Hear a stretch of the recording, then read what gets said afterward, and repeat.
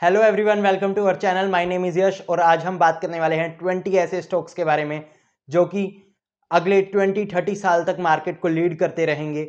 और ये कंपनी सब ब्लू चिप कंपनीज हैं और ये मार्केट लीडर कंपनीज हैं। इन कंपनीज का पास्ट 30-40 ईयर्स का एक ट्रैक रिकॉर्ड है मार्केट में ग्रो करते रहने का और ये सेक्टर लीडिंग कंपनीज हैं। जिस भी सेक्टर में हैं ये अपने सेक्टर को लीड करती हैं ये कंपनीज, और आज हम इन्हीं कंपनीज के बारे में बात करने वाले हैं।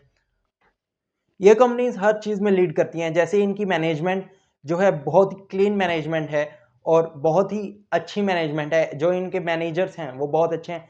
जो इनका बिजनेस है वो एक बहुत अच्छा बिजनेस है। ये एक अच्छे सेक्टर में है और अच्छे सेक्टर की मार्केट लीडिंग कंपनीज हैं ये।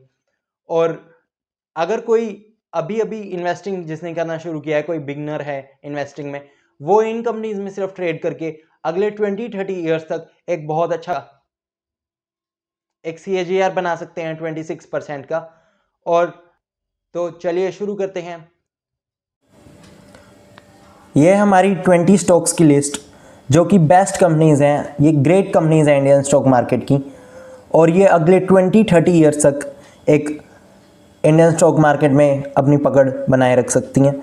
और रिलायंस इंडस्ट्रीज़ है फर्स्ट नंबर पे। मैंने इन सब कंपनीज को ग्रुप्स में डिवाइड कर दिया है, जैसे सेक्टर्स में डिवाइड किया है। जैसे ये बिग ग्रुप कंपनीज है 2 ठोक, और यहाँ पर बैंक्स हैं और बैंक्स और फाइनेंस की कंपनीज है। यहाँ पर FMCG है और ये सीमेंट सेक्टर से, और ये अदर्स। यहाँ पर बिग ग्रुप में हमारे पास रिलायंस इंडस्ट्रीज़ और अदानी पोर्ट्स है। रिलायंस इंडस्ट्रीज़ अंबानीज़ की कंपनी है, हम सब जानते हैं इस कंपनी को, और इसकी जो मैनेजमेंट है वो इस कंपनी को बहुत अच्छे से चलाना जानती है। इसका 20-30 साल का रिकॉर्ड है, एक ट्रैक रिकॉर्ड है इस कंपनी का। वैसे ही अदानी पोर्ट्स गौतम अदानी की कंपनी है और ये भी उनकी मैनेजमेंट भी इसको ग्रो करना जानती है और 20-30 ईयर्स का इनका भी एक्सपीरियंस है एक मार्केट में। और बैंक्स एंड फाइनेंस में हम देखें तो हमने फर्स्ट पे HDFC को रखा है।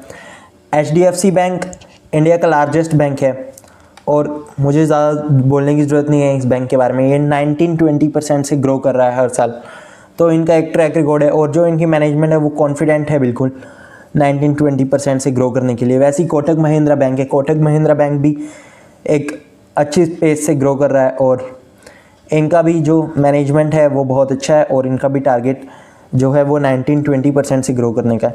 SBI लिमिटेड एक गवर्नमेंट बैंक है और ये बैंक मुझे लगता है बहुत ही अंडरवैल्यूड है अभी के टाइम पर, इसलिए मैंने इसको इस लिस्ट में रखा है। और ये एक ग्रेट कंपनी है।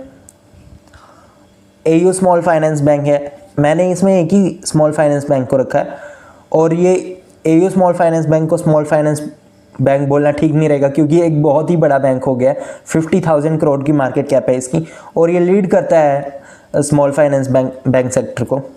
और इसमें इसी लिस्ट में हमने बजाज फाइनेंस को रखा है। बजाज फाइनेंस लगातार 26-27% से ग्रो कर रहा है, 30% के आसपास से ग्रो कर रहा है ये बैंक नहीं, ये कंपनी 30% से ग्रो कर रही है। 25-30% की ग्रोथ है। और बजाज फिनसर्व इसी का भाई है और ये भी एक अच्छी पेस से ग्रो कर रहा है।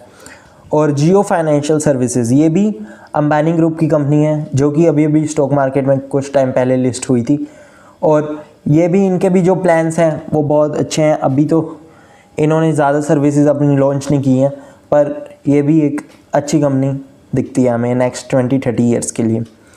उसके बाद HDFC AMC है। HDFC AMC की मैनेजमेंट बहुत ही स्किल्ड मैनेजमेंट है इनकी और ये भी अपना टारगेट जो AMC का बिज़नेस इंडिया में बहुत ज़्यादा ग्रो करने वाला है और ये AMC के लीडर हैं, AMC सेक्टर के लीडर हैं। AMC का मतलब होता है एसेट मैनेजमेंट कंपनी।